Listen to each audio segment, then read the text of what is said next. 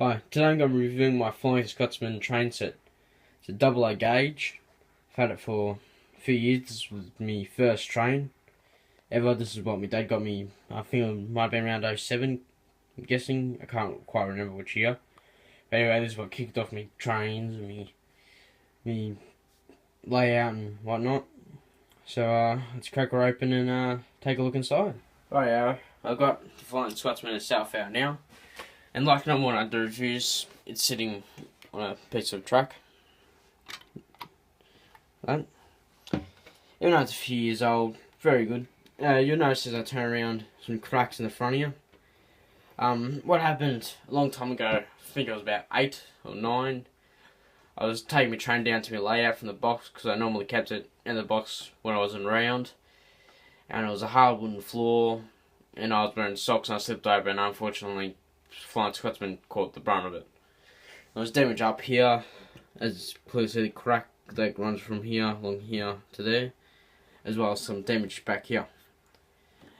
The damage back here has been repaired. You can just see a bit of a seam where it was glued back on. This hasn't been repaired so well, unfortunately. I've looked on the online for a body, and I found a body, but I haven't got around to buying things online because I don't have a credit card or anything, so I can't buy anything online or anything like that, so that sucks. But eventually when I do, first thing I'll do is buy a new body for this. Very well detailed. I'm not quite sure if you can see it in the camera, but you can sort of see the glue there where you caught it. As well as on the opposite side, this pillar here's got a bit of a crack through it. Detail's good, and obviously got the Flying Scotsman 4472 on it. Flying Scotsman nameplate along here, and lino. I'm not quite sure what that stands for, can't remember. Obviously got the tender back here, and the little door that the crews would come through during swapping shifts.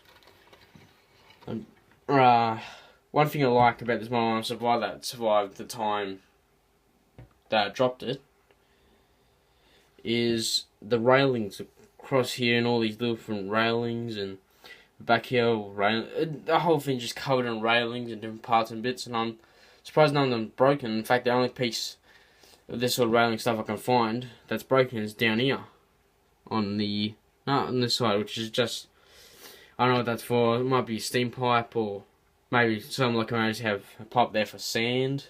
They've got low traction. Just that little bit of that snapped off. So that, besides that and the damage that from where it dropped, nothing else is broken on it. Take off the tender here. There's the tender.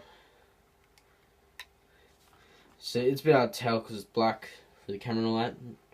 But there's your door. There's your little bits and pieces where the coal will come through. Alright. If I grab a spare piece of track, I'll set it on a separate piece of track.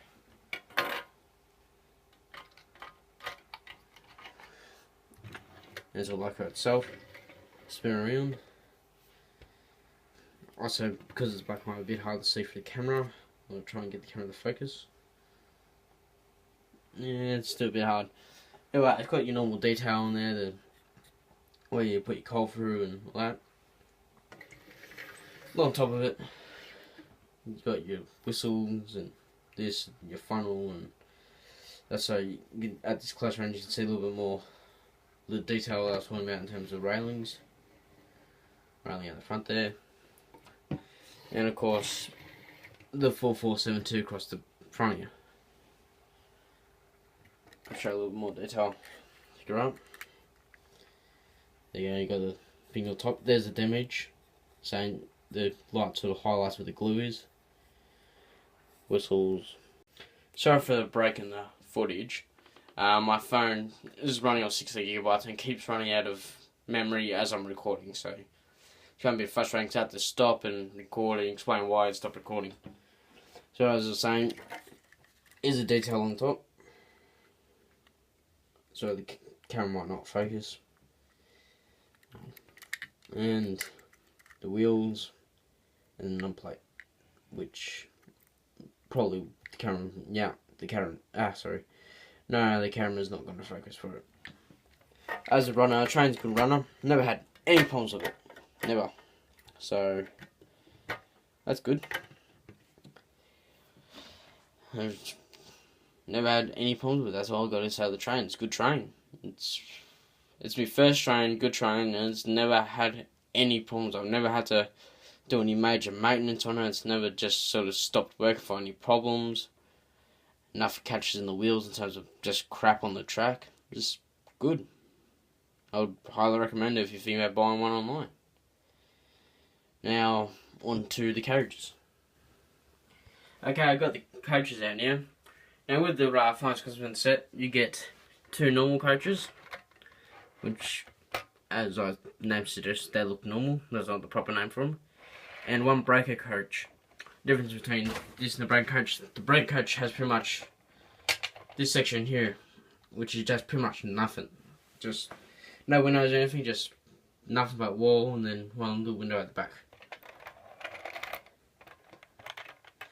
And they're pretty standard. Breaking coach, it's hard to see with the camera to see inside, but you've got the seats. And not quite sure what these numbers are. I have to assume the class, maybe. If they are, I don't know why first class would be first class and then merely second class or something. Or third class. And the normal coaches, I'm only going to really try and zoom on one because they're both identical. Just, you can sort of see they've got this sort of walkway downside which you would walk along, and then you get into these little doors which eventually leads to your cabin and wherever you're sitting for the trip.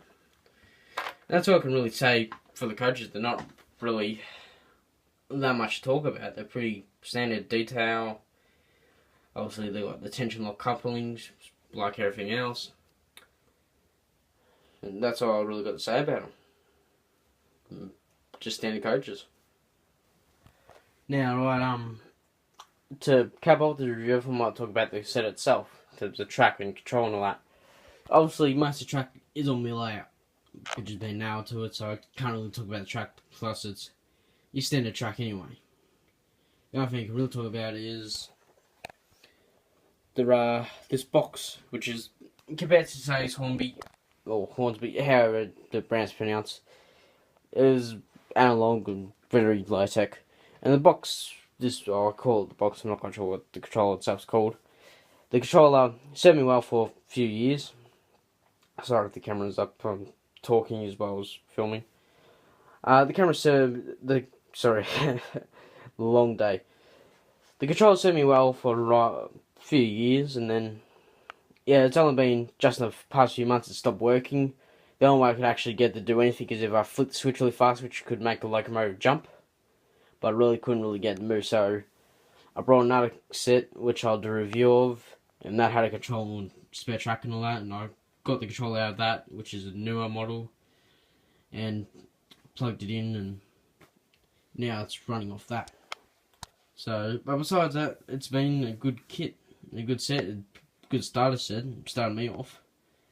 The other thing about this thing that I got to really point out is on the box. It's on the Flying Scotsman. I'll get the camera. The focus, you see, it's got front coupling. Okay, the camera hasn't focused. It's actually made it worse. There we go. And on the train itself, there is no front coupling or a NEM socket or anything to put on a front coupling. So I'm not quite sure what's up with that. If it's just a photo error or what's up with that. So I don't know. That's that. Thanks for watching. Hope this was helpful. If you got any feedback, negative or positive, I don't really mind what it is. Please comment below any questions, and feel free to like, subscribe or comment. Thanks for watching.